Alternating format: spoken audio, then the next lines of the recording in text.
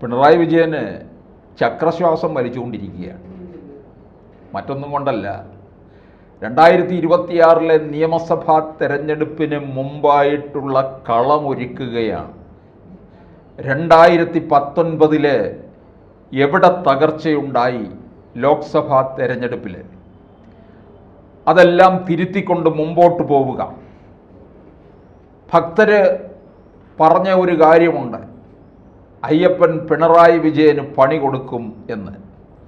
കൊടുത്തു, കൊടുക്കാവുന്നതിനപ്പുറത്തോളം കൊടുത്തു.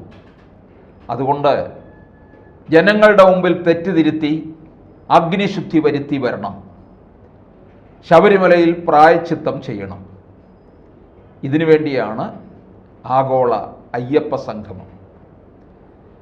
ഭക്തലക്ഷങ്ങളെ വിളിച്ചുകൂട്ടുക. അയ്യപ്പ സംഗമത്തിന് പിന്നിൽ ഒരുപക്ഷെ ഒരു നിക്ഷേപക സംഗമം മാതിരിയാണ് എന്നുള്ളതും നമുക്ക് പറയാതിരിക്കാൻ വയ്യ. ശബരിമലയിൽ പിണറായി വിജയനാണ്, ശബരിമലയിലല്ല പമ്പയിൽ വെച്ചാണ്, പമ്പ മണപ്പുറത്ത്. ഇത് ക്ഷണിക്കാത്തവർക്ക് അവിടെ ചെല്ലാം, അതിനൊന്നും ആർക്കും ഒരു കുഴപ്പമില്ല. കാരണം അവിടെ ഇല്ല, മാരാമൺ കൺവെൻഷൻ മാതിരി അങ്ങ് കിടക്കുകയാണ് പമ്പ മണൽത്തിട്ട. ശബരിമല നട കന്നിമാസത്തിൽ തുറന്നു കഴിഞ്ഞാലുള്ള അവസാനത്തെ ദിവസമാണ് ഈ അയ്യപ്പ സംഗമം. ആർക്കും ചെല്ലാം. അവിടെ എന്താ കാര്യങ്ങൾ പറയുന്നത്, പിണറായി വിജയൻ എന്തായിരിക്കും പറയാൻ പോകുന്നത് എന്നുള്ളത് വലിയ ഒരു കാര്യമായിട്ട് തന്നെ നോക്കിയിരിക്കുകയാണ്. പിണറായി വിജയൻ അവിടേക്ക് വരുമ്പോൾ അവിടെ എന്തായാലും എത്തിച്ചേരുന്നതൊക്കെ തന്നെ ഭക്തജനങ്ങളായിരിക്കും. പിണറായി വിജയൻ വേദിയിലേക്ക് കയറുമ്പോഴും പ്രസംഗിക്കുമ്പോഴും തിരിച്ചു വേദിയിൽ നിന്ന് ഇറങ്ങുമ്പോഴും ഒക്കെ ഭക്തലക്ഷങ്ങൾ ശരണം വിളിക്കുമെന്നുള്ളത് ഉറപ്പാണ്. അല്ലാതെ കാരണഭൂത കപ്പിത്താനെ ധീരതയോടെ നയിച്ചോളൂ എന്നായിരിക്കത്തില്ല അവിടെ പറയുന്നത്. സ്വാമിയെ ശരണമയ്യപ്പ എന്നുള്ള മന്ത്രങ്ങളാൽ മുഖരിതമായിരിക്കും പമ്പ മണൽത്തിട്ട ഈ മാസം 20-ാം തീയതി പമ്പയിൽ നടക്കുന്ന അയ്യപ്പ ഭക്ത സംഗമത്തിലൂടെ. അത് ഉറപ്പായ കാര്യമാണ്. പിണറായി വിജയന് ആ ശരണം വിളി അങ്ങോട്ട് കേൾക്കാൻ, അത് സഹിക്കാൻ തയ്യാറാകുമോ, അതാണ് അറിയേണ്ടത്. എന്തായാലും പിണറായി വിജയൻ്റെ സുരക്ഷാ ഉദ്യോഗസ്ഥർ പറഞ്ഞു കഴിഞ്ഞാൽ അവിടുത്തെ ശരണം വിളിയൊന്നും നിയന്ത്രിക്കാൻ പറ്റത്തില്ല. പാർട്ടി സമ്മേളനമല്ല, പാർട്ടി സമ്മേളനത്തിൽ VS അച്യുതാനന്ദനെ അനുകൂലിച്ച് മുദ്രാവാക്യം വിളിച്ചുകൊണ്ടിരുന്നപ്പോൾ നിർത്താനല്ലേ പറഞ്ഞത് എന്ന് ധാർഷ്ട്യത്തിൽ പറയാൻ പറ്റും. മാധ്യമപ്രവർത്തകർ ഇവിടെ ചോദ്യങ്ങൾ ചോദിക്കുമ്പം അവരോട് പറയും മതി, ഇന്നത്രയേ ഉള്ളൂ എന്ന് പറഞ്ഞ് ധിക്കാരത്തോടുകൂടി മൈക്കും തട്ടി കയറിപ്പോവുകയും ചെയ്യും. പക്ഷേ ശബരിമല പമ്പയിൽ നടക്കുന്ന അയ്യപ്പ സംഗമത്തിൽ ഭക്തരുടനീളം ശരണം വിളിച്ചുകൊണ്ടിരിക്കും. അതായിരിക്കും ആ ശരണം വിളിച്ചു എന്നുള്ളതിൻ്റെ പേരിൽ കേസെടുക്കുമോ? നാമജപഘോഷയാത്രയുടെ പേരിൽ കേസെടുത്തു, അയ്യപ്പ സംഗമത്തിൽ കേസെടുക്കുമോ എന്നുള്ളതാണ് അറിയേണ്ടത്. എന്തായാലും എനിക്ക് തോന്നുന്നില്ല പിണറായി വിജയന് പ്രസംഗിക്കാൻ കയറുമ്പോഴും അല്ലെങ്കിൽ അവിടെ വന്ന് കാറിൽ ഇറങ്ങുമ്പോഴും ഈ ഭക്തലക്ഷങ്ങളുടെ ശരണം വിളിയെ അങ്ങോട്ട് ഉൾക്കൊള്ളാൻ കഴിയുമെന്ന് തോന്നുന്നില്ല. ഈ അയ്യപ്പ ഭക്ത സംഗമത്തിലൂടെ തന്നെ വലിയ തിരിച്ചടി തന്നെ കിട്ടാൻ പോവുകയായിരിക്കും. അന്നേരമായിരിക്കും അദ്ദേഹത്തിന് അരിശം കയറി നിർത്താനല്ലേ പറഞ്ഞത് എന്ന് വളരെ ധാർഷ്ട്യത്തോടുകൂടി പറയും. അപ്പോൾ വീണ്ടും അയ്യപ്പൻ പിണറായിക്ക് പണി കൊടുക്കും.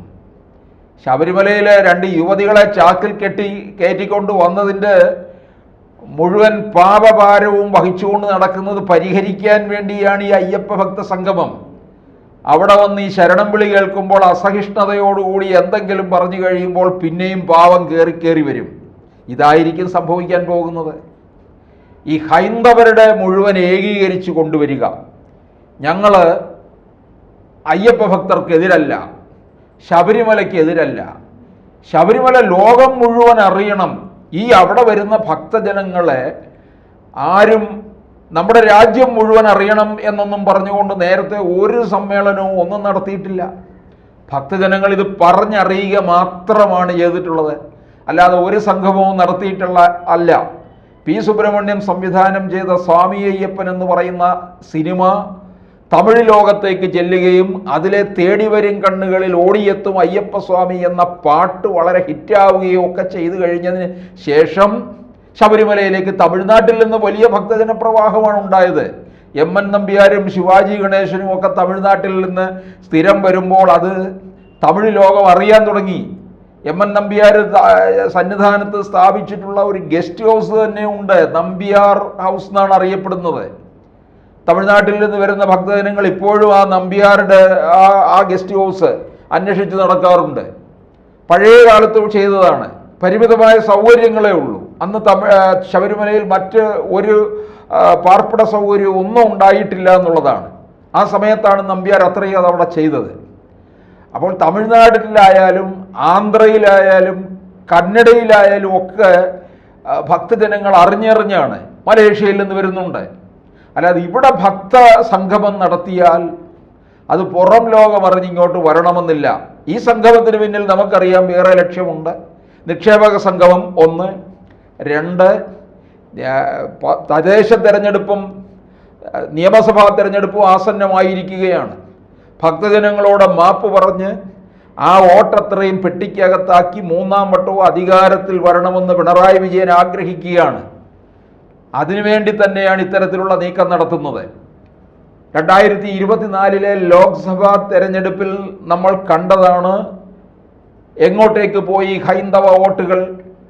അത് BJPയിലേക്ക് പോയി എന്നുള്ളത് പ്രകടമായി കഴിഞ്ഞ കാര്യമാണ്. പാർട്ടി പോലും സമ്മതിച്ചു. പാർട്ടി സംസ്ഥാന സെക്രട്ടറി MV ഗോവിന്ദൻ തന്നെ പറയുകയുണ്ടായി, പാർട്ടി കേന്ദ്രങ്ങളിൽ പോലും വോട്ട് ചോർച്ച സംഭവിച്ചിരിക്കുകയാണ് എന്ന്. അത് തിരിച്ചു പിടിക്കണം എന്ന്.